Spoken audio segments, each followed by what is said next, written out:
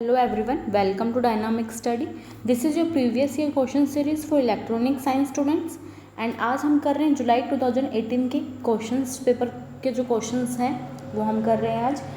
कुछ क्वेश्चंस हैं जो हमने लास्ट वीडियोस में कवर किए हैं और कुछ क्वेश्चंस हैं वो हम आज कवर करेंगे. आपका फर्स्ट क्वेश्चन है match list 1 with list 2 and select the correct answer using the codes. तो लिस्ट 1 में हमें डायोड्स दे रखे हैं एंड लिस्ट 2 में हमें इनके सिंबल्स गिवन है एंड हमें करेक्ट सिंबल्स जो हैं करेक्ट डायोड से करेक्ट सिंबल जो है वो मैच करना है. So first diode is PN junction diode, second is Zener diode, third is Schottky diode and fourth is tunnel diode. So PN junction diode जो है वो आपको पता है इसमें क्या होता है कि पी एक पी टाइप सेमीकंडक्टर एंड एक एन टाइप सेमीकंडक्टर है, दोनों जो है वो एक कनेक्शन बनाते हैं, एक जंक्शन बनाते हैं फॉर्म होके. ओके, सो ये जो है यहाँ का पीएन जंक्शन जो होगा, ओके, इसका सिंबल हो जाएगा this is the plus and this is the minus. Okay, so अगर हम इसमें देखेंगे तो आपका जो थर्ड है लिस्ट 2 में वो आपका यहाँ पे मैच करेगा, दैट इज ए का थर्ड हो जाएगा. अगर हम जीनर डायोड की बात करेंगे तो जीनर डायोड का सिंबल आपका सेकंड से मैच करेगा. शॉर्ट की डायोड की बात करेंगे तो शॉर्ट की का फर्स्ट से एंड टनल डायोड जो है वो फोर्थ से मैच करेगा. तो इनका सब के सिंबल से आपको पता होना चाहिए. ओके, सो इसका जो करेक्ट जो सीक्वेंस आएगा वो आपके पास हो जाएगा 3 2 1 4. ओके, सो अगर हम ऑप्शंस में चेक करेंगे that is option second is the correct answer. Okay, next 2 is also match list 1 and list 2. सो सी क्या होता है था कि जुलाई तक आपका जो आप सब सिलेबस था वो अपडेट नहीं हुआ था. आपका जो जुलाई 2018 तक आपका जो पेपर था एनडीए नेट का वो सीबीएसई कंडक्ट करवाती थी एंड उसमें क्या होता था कि आपका जो पेपर पे जो होता था वो ऑफलाइन आपका पेपर हुआ करता था. दिसंबर 2018 में आपका जो एग्ज़ाम है वो एनडीए ने उसको रिप्लेस किया है सीबीएसई को एंड उसने ये डिसाइड किया कि वो जो पेपर है आपका नेट का वो उस पर लेगी, ऑनलाइन कंडक्ट करवाएगी. ओके, सो दिसंबर 2019 में आपका सिलेबस जो था वो आपका अपडेट हुआ है. उसके बाद में जो है आपका जो पैटर्न है एग्ज़ाम का वो भी चेंज हुआ है. तो इसमें क्या होता था कि जुलाई तक आपका जो अगर एक पर्टिकुलर जैसे 10 क्वेश्चन लिस्ट मैचिंग के आते थे, 10 क्वेश्चन असर्शनल रीजन के आते थे.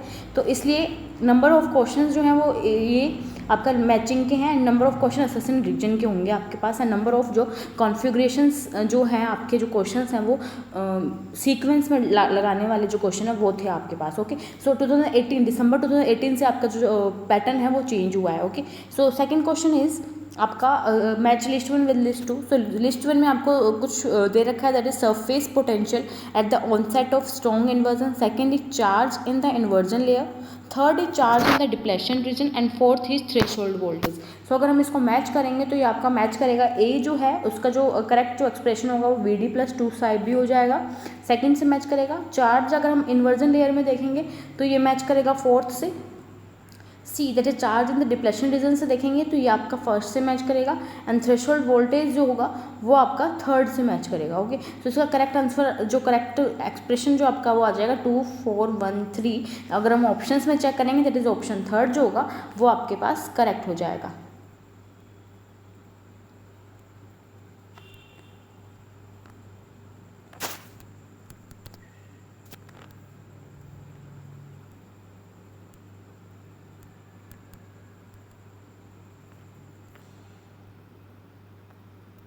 नेक्स्ट क्वेश्चन है आपका arrange the following pins of 8086 microprocessor in the descending order. So आपको 8086 माइक्रो प्रोसेसर के कुछ पिन्स गिवन है, नंबर उसको डिसेंडिंग ऑर्डर में आपको जो है नंबर ऑफ पिन्स के अकॉर्डिंग उसको डिसेंडिंग ऑर्डर में अरेंज करना है. तो डिसेंडिंग ऑर्डर का मतलब क्या हो जाएगा कि सबसे ज़्यादा जो सबसे ज़्यादा वाला जो नंबर होगा वो सबसे पहले आएगा एंड सबसे कम पे जो अलॉट होगा वो सबसे लास्ट में आएगा. सो सी अगर हम INTR की बात करें दैट इज़ इंटरप्ट रिक्वेस्ट जो होगा वो आपका पिन नंबर आपका 18 होता है. AD नोड जो है दैट इज़ मल्टीप्लेक्स की गई है इसमें एड्रेस एंड डेटा बस जो है वो 16 नंबर पे होता है. ओके, जो AD node AD 14 to AD node जो होगा वो आपका 2 to 16 नंबर पिन पे होता है. मिनिमम एंड जो मैक्स मोड जो है आपका वो 33 नंबर पिन पे होता है एंड लोग बार जो है वो आपका 29 पे होता है. 29 पे ही आपका राइट जो होता है वो होता है। ओके, राइट जो होगा। सो सी ये जो है वो मैंने आपका जो अपनी जो रिवीजन कोर्स है उसमें मैंने आपको ब्रीफली इसका जो है वो पिन्स जो मैंने उसको बताए हैं कि कितने नंबर पिन क्या होता है। ओके, तो अगर आपने वो वीडियोज़ नहीं देखी हैं तो आप वो वीडियो मेरी प्लेलिस्ट में जाके इलेक्ट्रॉनिक साइंस पे आप वहाँ से चैनल की प्लेलिस्ट में जाके आप वहाँ से देख सकते हैं। ओके, सो इसका जो करेक्ट सीक्वेंस आपके पास हो जाएगा दैट इज़ सबसे ज़्यादा वाला क्या है 33, दैट इज़ सी, देन होगा आपके पास डी, देन होगा आपके पास A and then B. Okay, so C D A B जो होगा वो करेक्ट जो होगा वो एक्सप्रेशन हो जाएगा, दैट इज ऑप्शन सेकंड होगा वो करेक्ट हो जाएगा। Okay, next question is following are the semiconductor materials having certain values of recombination coefficients, arrange them in terms of ascending order. So see हमें एक सेमीकंडक्टर्स मटेरियल्स दे रखे हैं and हमें इनको अरेंज करना है असेंडिंग ऑर्डर में इनके रिकॉम्बिनेशन कोफिशिएंट्स के अकॉर्डिंग। ओके, सो असेंडिंग ऑर्डर मतलब सबसे कम वाला पहले, सबसे ज़्यादा वाला बाद में। ओके, सो इसका जो करेक्ट एक्सप्रेशन आपके पास क्या हो जाएगा that is B A C D, that is silicon सबसे जो कोफिशिएंट रिकॉम्बिनेशन कोफिशिएंट सिलिकॉन का जो होगा वो आपका सबसे कम होता है। देन आपके पास गैलियम फॉस्फेट का होगा, देन आपका इंडियम आर्सेनाइड का होगा and then gallium arsenide. Gallium arsenide जो होगा उसका सबसे ज़्यादा रिकॉम्बिनेशन कोफिशिएंट आपके पास होगा। तो correct expression B A C D होगा, दैट इज ऑप्शन 1 जो होगा वो आपके पास करेक्ट हो जाएगा। Okay, next question is following transmission media are given, first is twisted pair cables, second is optical fibre cables, third is coaxial cables and fourth is microwaves. So ये जो transmission medias हमें given है उनको high data rate transmission system जो है इनके सबकी high data rate transmission system होते हैं। ओके, और इसको अरेंज करना है हमें इन terms of their losses in ascending order. तो मतलब क्या होगा असेंडिंग ऑर्डर का क्या मतलब होगा कि सबसे कम जिसमें लॉस होगा वो सबसे पहले आएगा और सबसे ज़्यादा जिसमें लॉस होंगे वो सबसे बाद में आएगा। ओके, सो सी अगर हम इसमें देखें तो आपका जो सबसे कम लॉस होगा वो ऑप्टिकल फाइबर केबल में होगा एंड सबसे ज़्यादा वाला जो लॉस होगा वो ट्विस्टेड पेयर में होगा। ओके, जो सबसे कम लॉस होता है आपके पास ऑप्टिकल फाइबर में, देन आपका होता है माइक्रोवेव्स में एंड देन कोएक्सियल केबल्स में एंड देन आपके जो सबसे ज़्यादा लॉसेज जिसमें होगा वो हो जाएगा ट्विस्टेड पेयर केबल्स। तो अगर आपका जो करेक्ट एक्सप्रेशन हो जाएगा B D C A, that is option 3 जो होगा वो आपके पास करेक्ट हो जाएगा। Next question is consider the following circuits. So कुछ सर्किट्स गिवन हमें, first is integrated circuits, second is active differentiation circuit, third is notch type electrical filter. So हमें इनको अरेंज करना है in decreasing order of their complexity. तो इनकी complexity जो है ये कॉम्प्लेक्स हो गए सर्किट्स या फिर नहीं है, इनको डिक्रीजिंग ऑर्डर में आपको अरेंज करना है। सो डिक्रीजिंग ऑर्डर में क्या होगा सबसे ज़्यादा की कॉम्प्लेक्सिटी सबसे पहले, जिसके सबसे ज़्यादा कॉम्प्लेक्स होता है सबसे कम वाली सबसे बाद में होगी। ओके, सो सी जो ये आपकी जो नॉच टाइप फिल्टर होगा उसकी शार्प कट ऑफ फ्रीक्वेंसी होती है तो इसकी जो कॉम्प्लेक्सिटी होती है वो सबसे हाईएस्ट होती है। तो हाईएस्ट जो सबसे पहले आएगी दैट इज सी हो जाएगा। देन आपका जो एक्टिव डिफरेंशिएशन सर्किट होता है उसकी कॉम्प्लेक्सिटी है सबसे जो कम कॉम्प्लेक्सिटी जो होगी वो आपकी इंटीग्रेटेड सर्किट्स की होती है। ओके, तो सी बी ए जो होगा वो करेक्ट एक्सप्रेशन हो जाएगा, दैट इज ऑप्शन 2 जो होगा वो करेक्ट हो जाएगा। Okay, next question is consider the following systems. Systems are given satellite, conventional public address system, conventional radio receiver and fourth is laser detector. So हमको इनको arrange करना है in order of their increasing order of operating frequency. So इनकी operating frequency पे हमें increasing order में आपको arrange करना है। सो सी हम सैटेलाइट की बात करें तो सैटेलाइट जो है वो KU बैंड में वर्क करती है और KU बैंड में इसकी जो फ्रिक्वेंसी होगी वो we all know that 12 to 18 gigahertz होगी। ओके, नेक्स्ट आपका कन्वेंशनल पब्लिक एड्रेस सिस्टम है। तो ये जो है कन्वेंशनल पब्लिक एड्रेस सिस्टम जो है वो यूज़ होते हैं माइक्रोफोन्स में, लाउड स्पीकर्स में। ओके, एंड इनकी जो फ्रीक्वेंसी होगी ये जो होगा वो ऑडियो फ्रीक्वेंसी पे वर्क करते हैं। तो ऑडियो फ्रीक्वेंसी आपकी क्या हो जाएगी 20 to 20 किलोहर्ट्ज़। ओके, नेक्स्ट आपका कन्वेंशनल रेडियो रिसीवर है। तो कन्वेंशनल रेडियो रिसीवर जो है वो आपका FM रेडियो में फ्रीक्वेंसी मॉड्यूलेशन पे वर्क करता है। तो जो FM जो है वो आपको पता है कि FM जो है वो 88 to 108 मेगाहर्ट्ज़ पे वर्क करेगा। नेक्स्ट जो है लेज़र डिटेक्टर जो है, लेज़र डिटेक्टर जो है वो रेडार्स में यूज़ करते हैं और इसका जो फ्रीक्वेंसी होगी ऑपरेटिंग वो अप्रोक्सीमेटली 35 गीगाहर्ट्ज़ होगी। ओके, सो अब हम इसको इंक्रीजिंग ऑर्डर में अरेंज करेंगे तो आपका हो जाएगा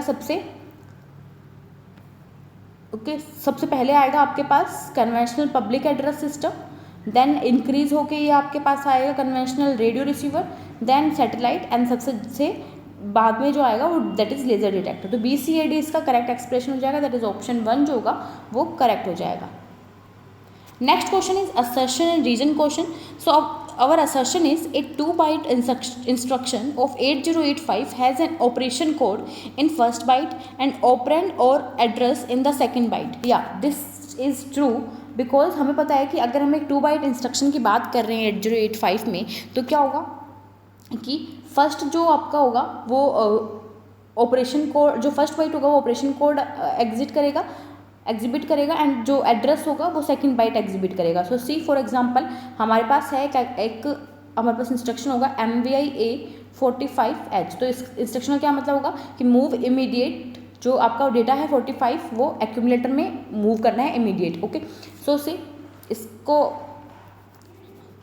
हमें मेमोरी में इसको स्टोर करना है। तो सबसे पहले क्या होगा कि फर्स्ट बाइट जो होगा वो MVI जो होगा वो स्टोर होगा, आपका जो इंस्ट्रक्शन है वो, एंड देन फिर जो आपका डेटा होगा वो स्टोर होगा। तो फर्स्ट बाइट आपका जो आपका जो ऑपरेशन कोड है, एंड सेकंड बाइट जो है वो आपका एड्रेस जो है वो उसमें स्टोर करेगा। Okay, so next reason is source and destination address are made implicit in order to reduce the length of an instruction.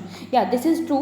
अगर हम source और destination address को implicit कर देते हैं तो इसकी जो इंस्ट्रक्शन की लेंथ है वो reduce हो जाती है, एंड ये जो है वो आपका जो है वो करेक्ट एक्सप्लेनेशन नहीं है। रीज़न तो इंडिविजुअली ट्रू है, बट जो है रीज़न जो है वो करेक्ट एक्सप्लेनेशन नहीं है हमारे सेशन का। तो इसका जो करेक्ट आंसर हो जाएगा दैट इज ऑप्शन बी जो होगा वो करेक्ट हो जाएगा। Okay, next question is also assertion and reason question. So our assertion is for transmission lines having their length equal to odd multiples of lambda by 4 the following expressions are given.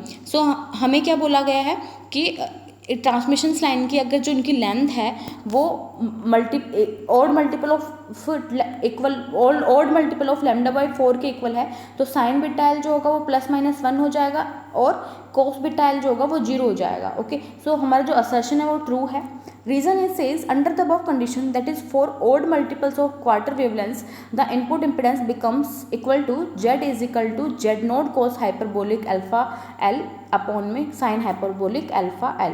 सो अपना जो reason है वो भी true है and reason is the valid reason for our assertion. So option A जो होगा वो correct answer हो जाएगा।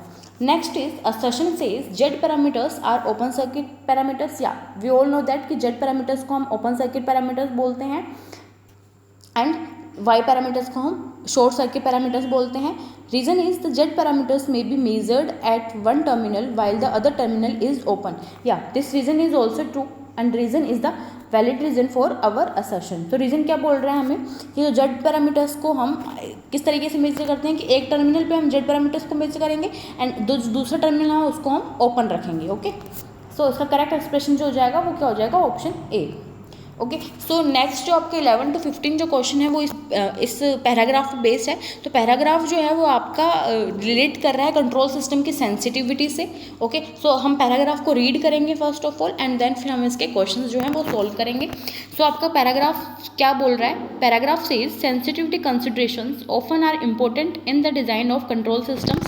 सो अगर हम कंट्रोल सिस्टम को डिज़ाइन कर रहे हैं तो उसमें सेंसिटिविटी कंसिडरेशन जो है वो बहुत इंपॉर्टेंट हो जाती हैं।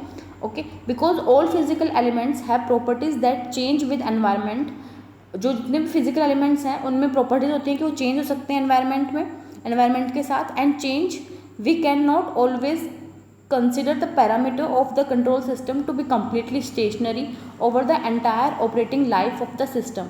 हम हमेशा जो है कंट्रोल सिस्टम के पैरामीटर्स को स्टेशनरी जो है कम्प्लीटली स्टेशनरी नहीं रख सकते हैं। Okay, for instance the winding resistance of an electric motor changes as the temperature of motor rises during operation. So इसमें क्या बोल रहा है कि जो वाइंडिंग रेजिस्टेंस है एक इलेक्ट्रिक मोटर का वो चेंज होता है एज द टेम्परेचर। जैसे जैसे ऑपरेशन के दौरान जो मोटर का जो टेम्परेचर चेंज होगा तो उस इलेक्ट्रिक मोटर का जो वाइंडिंग रेजिस्टेंस है वो भी चेंज होगा। Control systems with electric components may not operate normally when first turned on. इसमें क्या होगा कि जब सबसे पहले कंट्रोल सिस्टम अगर ऑन होगा तो इसके जो इलेक्ट्रिक कंपोनेंट्स हैं वो शायद नॉर्मली ऑपरेट ना कर पाएँ because of the still changing system parameter during warm up. मतलब क्या होगा कि जैसे हम इसको ऑन करते हैं तो कुछ जो पैरामीटर्स हैं वो चेंज होते रहते हैं, ओके, तो this phenomenon is sometimes called morning sickness. Most duplicating machines have a warm up period during which time operation is blocked out when first turn on. तो इसका क्या मतलब है कि जब हम इसको सबसे पहले ऑन करते हैं तो कुछ आपके जो सिस्टम्स हैं, पैरामीटर्स हैं, वो वार्म अप के दौरान थोड़ा चेंज होते रहते हैं, इसलिए जो है वो नॉर्मली ऑपरेट नहीं कर पाते हैं। ओके, सो अब हम इसके क्वेश्चन हैं वो सोल्व करेंगे। फर्स्ट क्वेश्चन जो है आपका इस पैराग्राफ पे based is which of the following statement is correct? First statement is a feedback can only increase the sensitivity of a system. Second statement is a feedback can increase or decrease the sensitivity of a system. Third statement says a feedback can only decrease the sensitivity of a system. And fourth statement says a feedback never affect the sensitivity of a system. So see, इसमें हमें 4 statement given है and हमें बताना है कि कौन सी statement है वो ट्रू है और कौन सी फॉल्स है। ओके, सो सी, अगर हम सेंसिटिविटी की बात करें यहाँ पे, तो हमारा सेंसिटिविटी को हम किस तरीके से रिप्रेजेंट करते हैं? सेंसिटिविटी जो होगा वो क्या हो जाएगा? Sensitivity of a variable with respect to K parameter. Okay, so इसका फॉर्मूला आपके पास क्या हो जाएगा? डेल ए अपॉन ए, जिसकी हमें सेंसिटिविटी फाइंड आउट करनी है विद रिस्पेक्ट टू, जिसके रिस्पेक्ट में हमें फाइंड आउट करनी है। ओके, सो ये इसका फॉर्मूला आपके पास। ओके, तो हमें यहाँ पे फीडबैक के बारे में बता रखा है, तो मतलब क्या होगा कि फीडबैक की सेंसिटिविटी हमें जो फाइंड आउट करनी है, तो एस टी जी है वो हो जाएगा del T by T and del G by G. तो इसका जो होगा वो इसको हम इसको सॉल्व करेंगे तो del G by T del T by G हो जाएगा। तो हमें याद क्या रखना है कि जो ओपन लूप है, अगर हम ओपन लूप की बात करें, सेंसिटिविटी जो ओपन लूप की होती है वो ऑलवेज 1 होगी। ओके, और क्लोज लूप की होगी वो हो जाएगी S upon 1 plus G H. Okay, so अगर हम यहाँ पे क्या करेंगे कि 1 प्लस जी एच को ग्रेटर देन 1 करेंगे तो सेंसिटिविटी जो है वो डिक्रीज हो जाएगी। सी, हमारी जो क्लोज लूप की जो सेंसिटिविटी होती है वो क्या होती है? क्लोज लूप की that is 1 upon 1 plus G H. अगर हम 1 प्लस जी एच को ग्रेटर देन 1 करेंगे तो सेंसिटिविटी जो है वो डिक्रीज होगी। अगर हम इसको लेस देन 1 करेंगे तो सेंसिटिविटी जो है वो इंक्रीज हो जाएगी।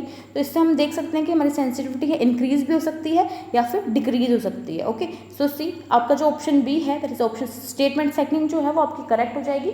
Option second is the correct answer. Okay, इसको हम डिक्रीज और इंक्रीज कर सकते हैं हमारी सेंसिटिविटी को। Next question is a good control system should be, first is very sensitive to parameter variation, second is insensitive to parameter variation, third is insensitive to input commands, fourth is sensitive to input commands. Okay, so इसमें क्या होगा कि जो एक good control system है वो insensitive होना चाहिए पैरामीटर वेरिएशन के से, क्यों? ताकि हम अनवांटेड सिग्नल को अवॉइड कर सकें। Fourth is sensitive to input commands, ये भी आपकी ट्रू हो जाएगी, क्यों? क्योंकि हम जो सिस्टम है उसके रिस्पॉन्स को कंट्रोल कर सकें। ओके, सो आपका बी एंड डी स्टेटमेंट है वो करेक्ट हो जाएगी, तो ऑप्शन थर्ड जो होगा वो आपके पास करेक्ट हो जाएगा। Next question is the open loop transfer function of a unity feedback control system is given by G S is equal to 25 upon में S into S plus 5, then steady state error will be. So see, steady state error will be जो होगा उसका formula आपके पास क्या होता है? E S is equal to limit s tends to 0 s into E S, and E S का जो फॉर्मूला होगा वो आपके पास क्या हो जाएगा? Limit s tends to 0 s, E S का फॉर्मूला आपके पास हो जाएगा R S 1 plus G S H S. Okay, so इसमें क्या होगा कि आप इस क्वेश्चन को खुद सॉल्व कीजिएगा। इसमें जीएस जो है आपको 25 upon S into S plus 5 given है एंड यूनिटी फीडबैक हमें गिवन है, तो आप इस क्वेश्चन को खुद सॉल्व करके देखिएगा। ओके, फॉर्मूले में आपको वैल्यूज पुट करनी है। अगर आपको कोई भी प्रॉब्लम हो तो आप मुझे कमेंट बॉक्स में कमेंट करके मुझसे पूछ सकते हैं। Okay, next question is the sensitivity of the overall transfer function for the system shown below with respect to forward path transfer function at omega is equal to 1 radian per second will B.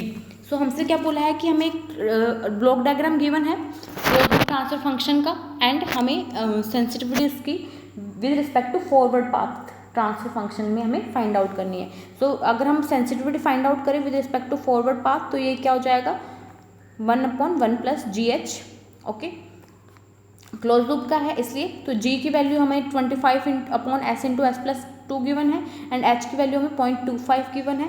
अगर हम इसको solve करेंगे then हमारे पास equation आ जाएगी S square plus 2s upon S square plus 2s plus 6.25। Okay, then हम इसका magnitude find out करेंगे, तो मैग्नीट्यूड हमारे पास कैसे आ जाएगा? S G T is equal to root 1 + 4 okay upon में रूट 6.25 जो होगा, यहाँ पे s² है वो j ओमेगा पुट कर देंगे, ओमेगा की वैल्यू हमें 1 दे रखी है ओके। सो तो हमें सी, अब इसको हम सोल्व कैसे करेंगे, तो हमें 1/1 + gh था, g एंड h की वैल्यू पुट करेंगे तो हमारे पास करेक्ट जो इक्वेशन आ जाएगी वो आ जाएगी s² + 2s, s² + 2s + 6.25 okay. Here s we know that s = j omega and omega की वैल्यू जो है वो हमें 1 दे रखी है, तो s जो होगा वो j के इक्वल हो जाएगा। तो j² आपके पास क्या हो जाएगा -1 + 2j अपॉन -1 + 2j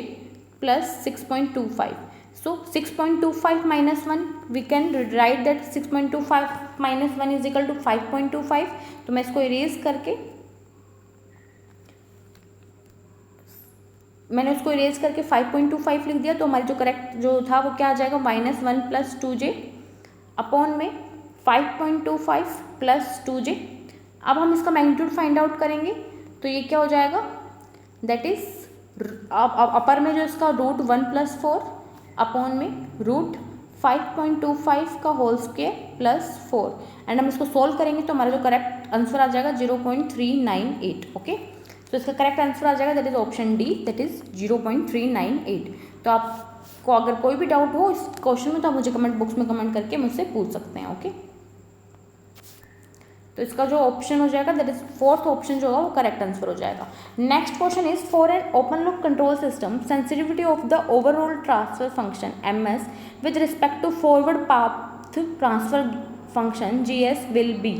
सो सी जो open loop transfer control open loop जो है, ओपन लूप के लिए जो आपकी ट्रांसफर फंक्शन के लिए जो आपकी जो सेंसिटिविटी 1 होती है जैसे मैंने आपको बताया था, ये कैसे होगी ड्राइव करके अगर मैं इसको बताऊं तो आपको किस तरीके से होगा। सी हमें with respect to transfer function की निकालनी है sm with respect to forward path okay. So हमारे पास जो करेक्ट जो इसका आंसर क्या हो जाएगा that is del m/m upon del g/g। तो इसको हम सोल्व करेंगे तो g/m del m/g okay. So अगर हम ओपन लूप की बात करें तो ओपन लूप जो होता है उसमें कोई भी फीडबैक नहीं होता है ओके। तो इसलिए ms = gs हो जाएगा। तो अगर हम इसको del m/del g निकालेंगे तो ये 1 हो जाएगा, तो ये आपके g/g इंटू 1 दैट इज 1 हो जाएगा ओके। तो इसकी जो सेंसिटिविटी है वो आपके 1 हो जाएगी ओके। इस तरीके से ये 1 होती है। तो याद रखिए कुछ जो स्टेटमेंट है जो मैं आपको अभी बता रही हूँ तो वो आपको याद रखनी है। फर्स्ट इज जो आपकी हम सेंसिटिविटी 2 टाइप से निकाल सकते हैं। फर्स्ट तो आपकी ट्रांसफर फंक्शन की with respect to forward path transfer function, second is transfer function की सेंसिटिविटी हम फाइंड आउट कर सकते हैं with respect to feedback okay. So अगर हमें with respect to forward path transfer function अगर हमें सेंसिटिविटी फाइंड आउट करनी है तो हम ओपन लूप की एंड क्लोज लूप की फाइंड आउट करेंगे। तो ओपन लूप की जो है वो आपकी आ जाएगी 1 एंड क्लोज लूप की आ जाएगी 1/1 + gh okay.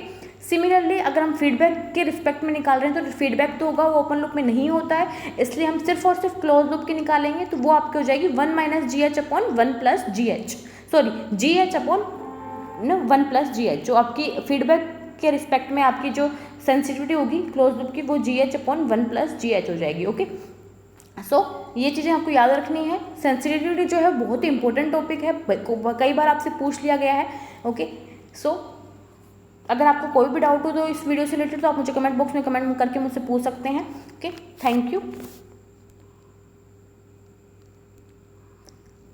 Keep on watching, keep on learning.